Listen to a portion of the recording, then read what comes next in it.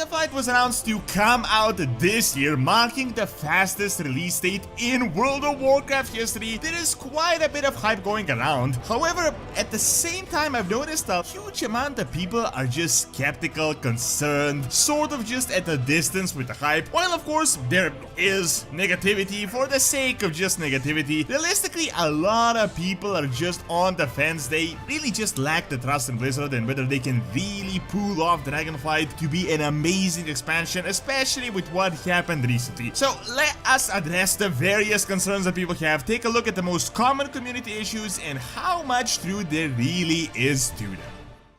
Before we continue with the video, I have something really unique to show you. Blood Vessels, the sponsor of this video. This is, unlike anything you've seen before, a community-driven narrative game with tabletop role-playing and NFT elements, only available to play on the Blood Vessels official Discord server. It is the 19th century, the year 1893, and you are a vampire mutated by a mysterious virus that needs to decide whether to move against humanity, coexist, or stay in the shadows. Essentially, you create your own NFT vampire and you will get access to special community channels in the Blood Vessels Discord server where your choices will determine the fate of the world and where the story goes. So essentially a community-driven narrative game that you can participate in. So make sure to join the official Blood Vessels Discord community with my link in the description below and you can get the newest updates, play the game, and become a part of the vampire community as the future is in your hands.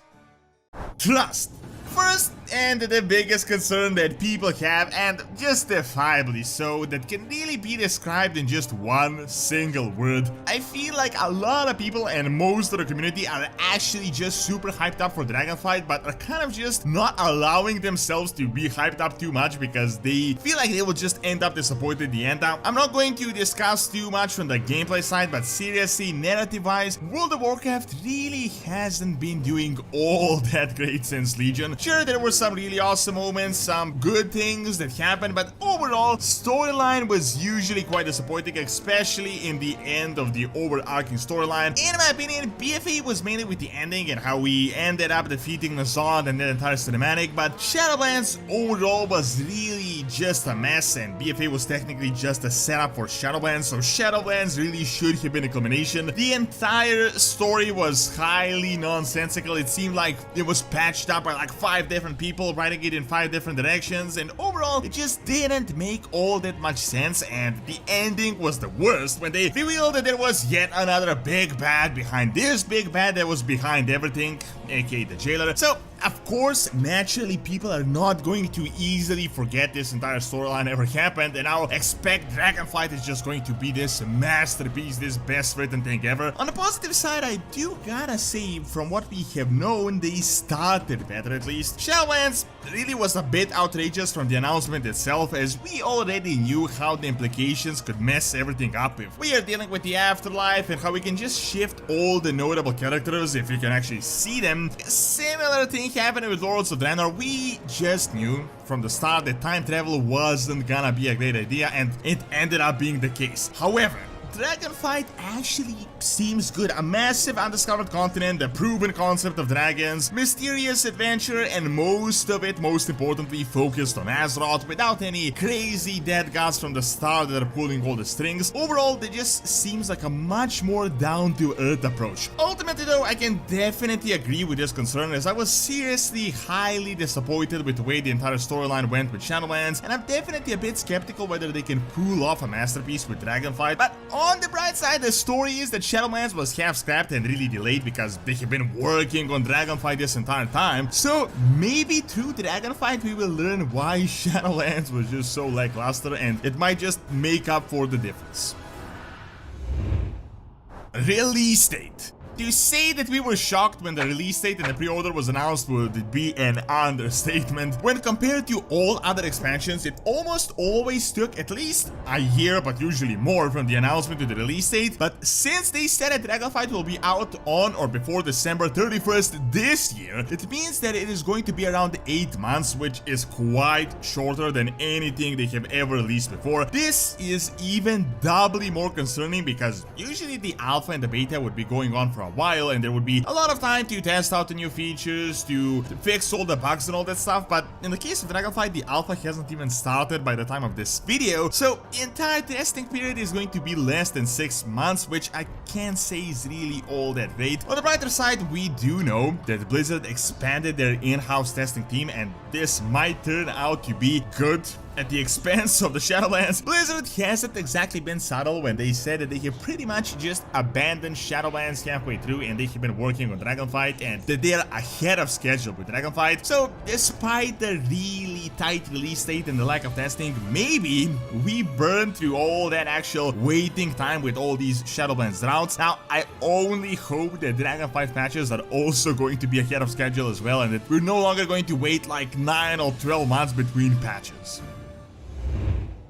Too little content. So I think this one is really the most unfair on this list, as really the alpha isn't even out yet, so we really don't know what content will be made available. But based on the actual announcement and the things they gave us, some people are really worried that not all that much will end up happening. I think this kind of ties in with the first point, and that is the lack of trust, because Blizzard didn't really deliver all that much in Shadowlands. The main concern is that they didn't really announce all these things outside of the revamps. It is a new continent and one new race and class combined with dragon riding. Furthermore, there was barely any actual gameplay shown despite the game being close to release. Usually we would expect at least a bit more gameplay to be shown outside of the zone previews and just these bits and pieces. For example, in Mists of Pandaria, we got a new continent, but we got monks for a bunch of races, as well as the Pantheran that were available to both the Alliance and the Horde. Even in Worlds of Draenor, we got an entire planet, the garrisons. However, personally, I don't think this is that fair of a concern, because they did promise that Dragon Isles will be the biggest continent thus far. At least the zones will be the biggest ones they have ever made, and the entire premise of the expansion is just super mysterious from the get-go, so it is entirely possible a whole bunch of crazy features could happen in future patches, and that it will end up as a really content-filled expansion. For example, Legion did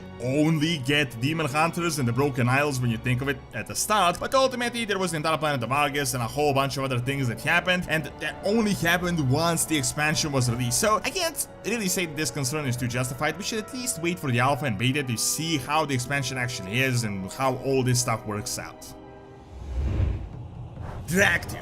In my experience thus far, the drag tiers seem to be by far the center topic of all the discussions in regards to Dragonflight as an expansion, and while they're decently received overall, a lot of people have been super critical of them. In fact, I have an entire video talking about the various community modifications and the way the fans have improved the original concept of the drag tier and really made them better. However, there are two major concerns with them. One is that people expected something akin to the Demon Hunters and the Death Knights and are a bit disappointed with this single race, single class combo, and on the other, it is just simply their looks. Now, in regards to this race only being evokers, I'd say it is a bit weird. It is strange they couldn't be warriors at least, but I can't say I'm really complaining about this too much. I think it is actually a good idea. It is a bit revolutionary and kind of a unique concept with a completely unique dragon class tied to a single race. Now, in regards to the actual look, I am much more critical here. Seeing that the drag tier are supposed to be the super elite soldiers of Deathwing, a lot of us expected them to look a lot more badass, to put it simply, and a lot more dragon-like. However, the drag tiers seem quite slender and something akin to like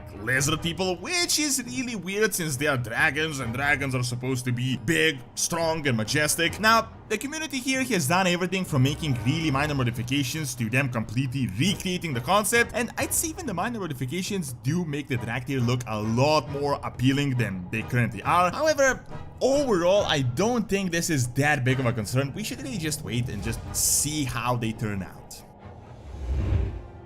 Dragon riding. Dragon riding is an entirely new feature coming in Dragonflight, which, while flying, is actually quite different than the regular flying that we have. You'll be able to customize your dragon, use velocity, adapt to the environment. Overall, it is marketed really as the way more fun alternative than just regular flying. However, some people pointed out that it might become sort of obsolete in the future. At the moment, it seems like it will only be available on the Dragon Isles, although they plan to possibly just release it everywhere else, but it will be the primarily flying on this new continent we'll go to. However, the issue is that while really fun and cool, it might not be as effective or as fast as regular flying, and when people get bored, they just want to use the most efficient means of transportation possible. So if they make regular flying available, which they probably will since people have a huge mount collection, they might just ditch dragon riding and ultimately it will just become a really obscure feature. However, it is possible that dragon riding could be used by other mounts as well, but I doubt they will make all this stuff with all the animations. It would just be too much work. Now, while I can definitely see this argument making sense, I think it is a bit too early to discuss this yet, as we don't really know how exactly this entire thing will work out. Who knows, maybe dragon riding could become much more fun alternative and faster than regular flying, but I gotta say, I'm excited for new features like this, despite not exactly being uniquely invented by Blizzard. Dragons are boring.